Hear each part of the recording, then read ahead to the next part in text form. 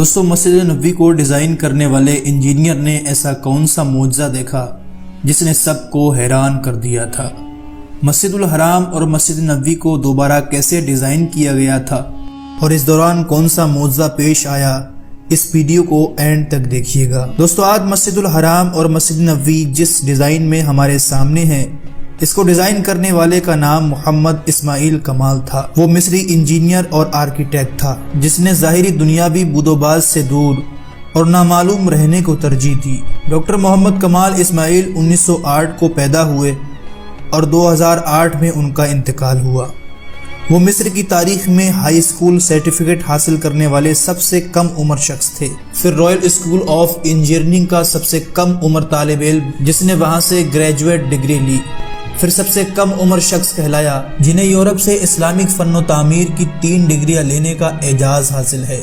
وہ پہلا انجینئر تھا جس نے حرمین شریفین کی توسیع منصوبے کی تعمیر اور عمل برآمد کرنے کے لیے اختیارات سنبھالے۔ اس نے شافا اور بن لادن کمپنی کے بار بار اصرار کرنے کے باوجود انجینئرنگ ڈیزائن اور آرکیٹیکچر نگرانی کے لیے کسی قسم کا معاوضہ لینے سے انکار کر دیا اور کہا کہ میں 2 مقدس مساجد کے کاموں کے لیے کیوں معاوضہ لوں اور قیامت کے دن اللہ تعالیٰ کا کیسا سامنا کروں گا۔ اب سوچئے دوستو کہ دنیا کے 2 مقدس مقامات کی دوبارہ تعمیر کا ذمہ جس شخص کو اللہ دے رہا تھا، تو کیا وہ کوئی عام انسان ہوگا؟ نہیں، بلکہ کچھ ایسی باتیں ہیں جن کی بنا پر اللہ نے یہ مبارک کام ڈاکٹر محمد کمال اسماعیل سے ہی کروایا۔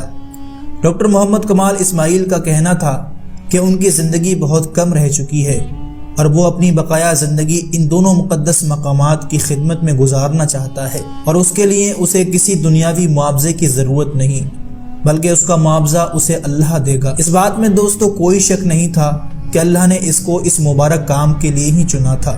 ان کی عمر اسی سال تھی جب انہوں نے مسجد الحرام اور مسجد نبوی کی تعمیر اور ڈیزائن کے کانٹریکٹ پر سائن کیے۔ اس کے بعد وہ مرتے دم تک عبادت الہی میں مصروف رہا اور دنیا اور میڈیا کی نظروں سے دور ہٹ کر گمنام رہ کر حرمین شریفین کی خدمت کی۔ اس عظیم آدمی کی حرمین شریفین میں نصب کیے گئے سفید پتھر کے حصول کی بھی بڑی دلچسپ کہانی ہے۔ یہ وہ پتھر ہے جو حرمین شریفین میں لگا ہے۔ یہ پتھر ایک نایاب پتھر ہے جو پورے دنیا میں صرف یونان کے ایک چھوٹے سے پہاڑ میں دستیاب تھا، اور اس کی خصوصیت یہ ہے کہ گرمی کو جذب کر کے فرش کی سطح کو ٹھنڈا رکھتا ہے۔ ڈاکٹر محمد کمال سفر کر کے یونان پہنچے اور حرم کے لیے کافی مقدار تقریباً آدھا پہاڑ خریدنے کا معاہدہ کیا۔ معاہدے پر دستخط کر کے وہ واپس مکہ لوٹے اور سفید پتھر آ گیا اور حرم شریف میں پتھر کی تنصیب مکمل کرائی۔ جب حرم شریف کی تعمیر مکمل ہوئی تو سعودی بادشاہ نے ڈاکٹر محمد کمال کو وہی پتھر مسجد نبوی میں بھی استعمال کرنے کی فرمائش کی، لیکن اس دوران پورے 15 سال گزر چکے تھے۔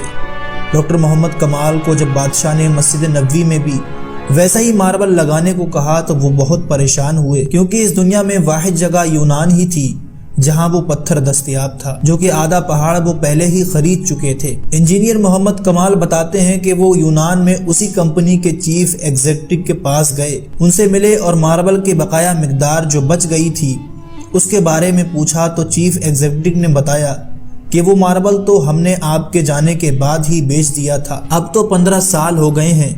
وہ سن کر ڈاکٹر محمد کمال بہت افسردہ ہوا اور میٹنگ چھوڑ کر جانے لگے تو وہاں موجود آفس سیکیورٹی سے ملے اور گزارش کی کہ مجھے اس شخص کا پتہ بتاؤ جس نے بقایا تمام ماربل کی مقدار خریدی۔ تو اس نے کہا کہ پرانا ریکارڈ تلاش کرنا تو بہت مشکل ہے، لیکن آپ مجھے اپنا فون نمبر دے دیجئے، میں تلاش کرنے کی کوشش کرتی ہوں۔ انہوں نے اپنا فون نمبر اور ہوٹل کا پتہ دیا اور اپنے ہوٹل واپس آ گئے۔ دفتر چھوڑنے سے پہلے ڈاکٹر محمد کمال نے سوچا کہ مجھے کیا ضرورت ہے کہ کسی نے خریدا ہو، اللہ خود ہی بندوبست کر دے گا۔ پھر اگلے دن ایئرپورٹ پر جانے سے چند گھنٹے قبل اسے ایک فون کال آئی کہ مجھے ماربل کے خریدار کا ایڈریس مل گیا ہے۔ ڈاکٹر محمد کمال یہ سن کر بہت خوش ہوا، لیکن ساتھ ساتھ انہیں یہ ڈر بھی تھا کہ اتنا لمبا عرصہ گزر جانے کے بعد اس خریدار سے ملاقات ہو پائے گی یا نہیں۔ وہ دفتر پہنچے تو سیکیورٹی نے کمپنی کا پتہ بتایا جس نے ماربل خریدا تھا، اور جب ڈاکٹر کمال نے پتہ دیکھا تو کچھ دیر کے لیے اس کا دل دھڑکنا بھول گیا، پھر زور کا سانس لیا کیونکہ وہ کمپنی جس نے ماربل خریدا تھا وہ ایک سعودی کمپنی تھی۔ ڈاکٹر کمال نے سعودیہ کی فلائٹ پکڑی اور اسی دن وہ سعودی عرب پہنچا اور سیدھا اس کمپنی کے دفتر پہنچا اور ڈائریکٹر ایڈمن کو ملا اور پوچھا کہ آپ نے اس ماربل کا کیا کیا جو یونان سے خریدا تھا؟ تو اس نے جواب دیا کہ مجھے یاد نہیں۔ اس نے اسٹاک روم سے رابطہ لیا اور اس سے پوچھا کہ وہ سفید ماربل جو یونان سے منگوایا تھا وہ کہاں ہے؟ انہوں نے کہا کہ وہ ساری مقدار موجود ہے اور اس کو کبھی استعمال ہی نہیں کیا گیا تھا۔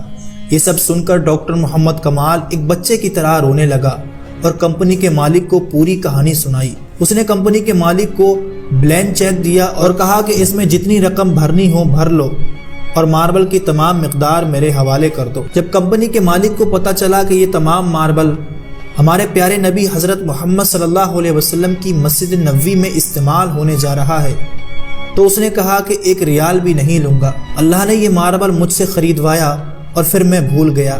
اس کا مطلب یہی تھا کہ یہ ماربل مسجد نبوی میں ہی استعمال ہونا تھا۔ یہ وہ مسجد نبوی ہے جس کی تعمیر حضرت محمد صلی اللہ علیہ وسلم نے خود اپنے مبارک ہاتھوں سے کی تھی۔ یہ وہ جگہ ہے جہاں آپ صلی اللہ علیہ وسلم کی اونٹنی رکی تھی۔ یہ وہ جگہ ہے جس کی ایک ایک اینٹ خلفائے راشدین حضرت ابو بکر اور حضرت عمر نے اپنے ہاتھوں سے رکھی تھی۔ وہ کتنے خوش قسمت لوگ ہیں جن کو اللہ نے اپنے 2 مقدس مقامات کی تعمیر کے لیے چنا، جہاں تمام اختلافات بھلا کر دنیا بھر کے تمام مسلمان کے دل ایک ہو جاتے ہیں، جہاں دنیا بھر سے ہزاروں مسلمان ہر سال اپنے ایمان کی مضبوطی کے لیے آتے ہیں۔ یہ کتنی عظیم بات ہے کہ ایک شخص جس نے اپنی پوری زندگی اپنا پورا کر